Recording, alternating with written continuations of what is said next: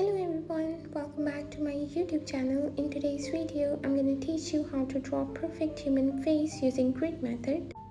I have applied 2 cm grid vertically and horizontally on my canvas paper.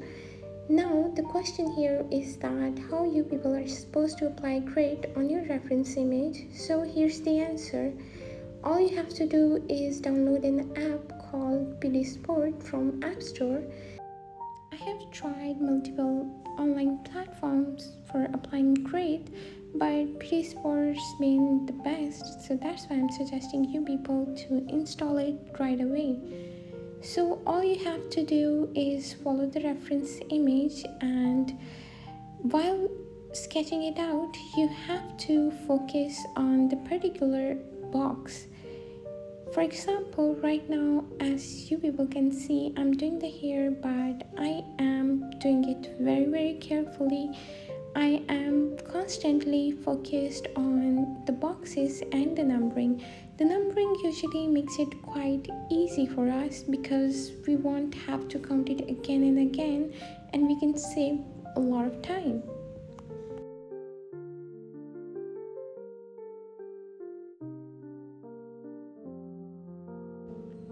So while doing the drapery, just make sure to draw each and every fold that you can see.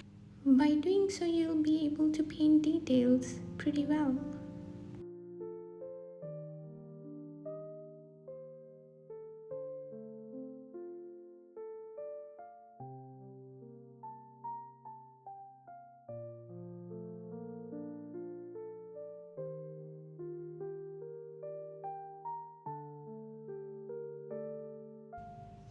As you people can see right now, I'm doing the forehead, and it's horizontally in the fourth box and vertically in the second box, both in my reference image and in my sketch as well.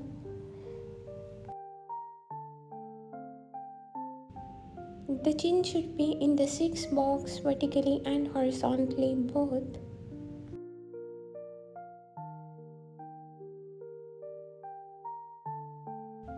I have seen a lot of people ranting about how grid method is cheating, but let's be honest here. The grid method was invented by ancient Greeks, the old masters, and who are we to question them?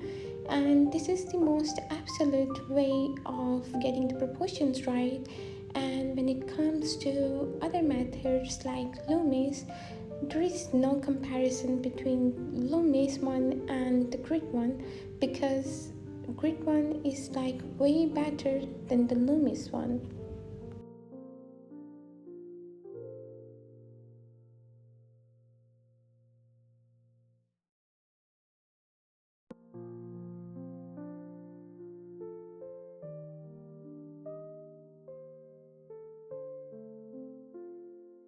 In the grid method, we have to focus solely on one box, which makes it way easier even for the beginners to get the proportions right.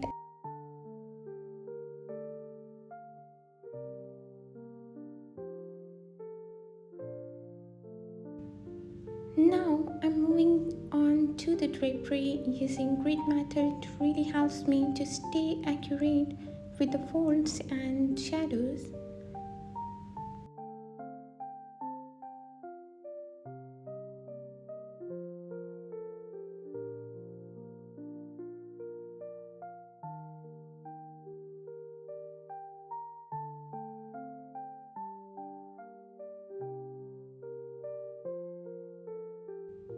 I focus on small scare at a time, looking closely and where each line curves or breaks. Drapery is all about light and softness, so I'm building up the values slowly, layering in the shadows to create depth.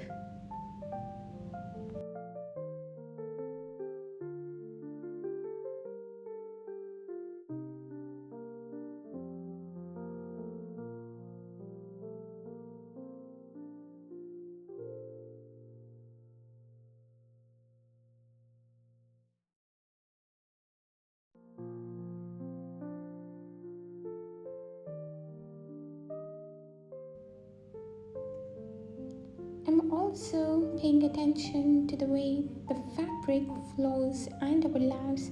This gives the portrait a more realistic and natural feel.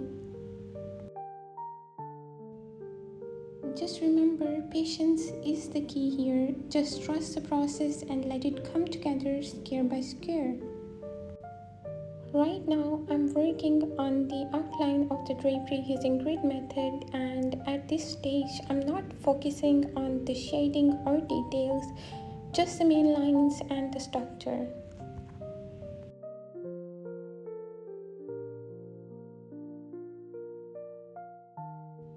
Now I'm moving on to the outline of hand. This part takes a little extra attention because hands are full of subtle curves and proportions that can easily go off. I'm using the grid to carefully measure the placement of each finger, the spaces between them, and the slight bends in the joints.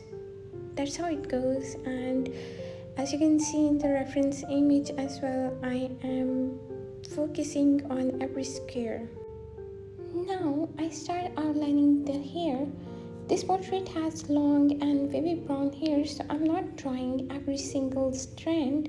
I'm just mapping out the major waves and flow. I follow overall direction and volume, paying attention to how the hair falls around the shoulders and the face. I used longer strokes to suggest the movement and the texture of the hair. At this stage, it's all about capturing the rhythm, the rise and the fall of the waves. That's the most important thing here, and you should really be focusing on that.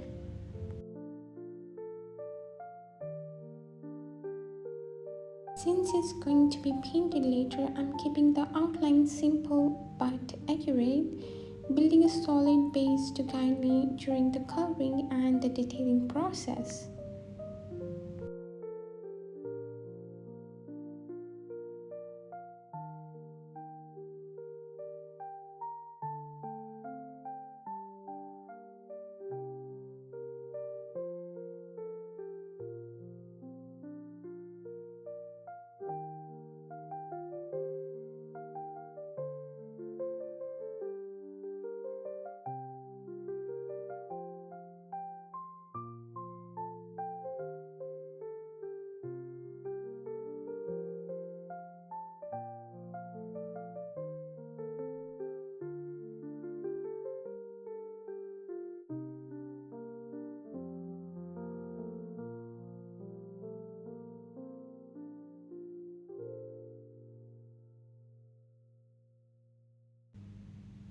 There's also a tiny necklace just peeking through.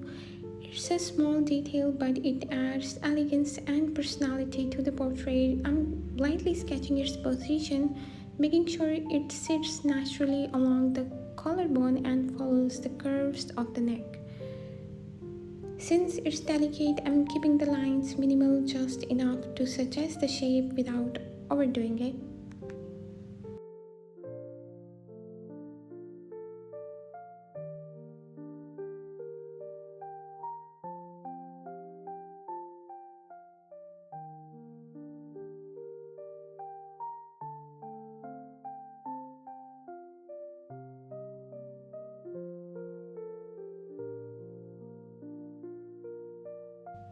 Now I'm outlining the facial features starting with the eyes. I always take my time here because the eyes really define the emotions of the portrait.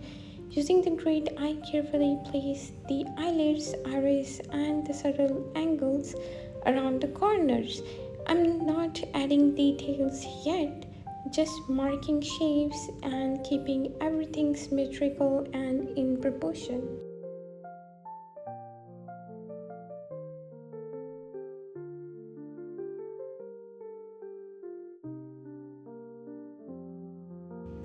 Next is the nose. It's all about soft light lines to map out the bridge, nostrils, and how the nose blends into the rest of the face. I try to avoid harsh outlines here since most of the definition will come later with the painting. Then I carefully move to the lips. I focus on the overall shape, the curves of the top lips, and how it aligns with the bottom lip. Even the space between them matters. It sets the tone of the expression. I keep checking my reference and the grid to make sure the lips sit naturally and in the middle of the face. Now stay tuned for the next part.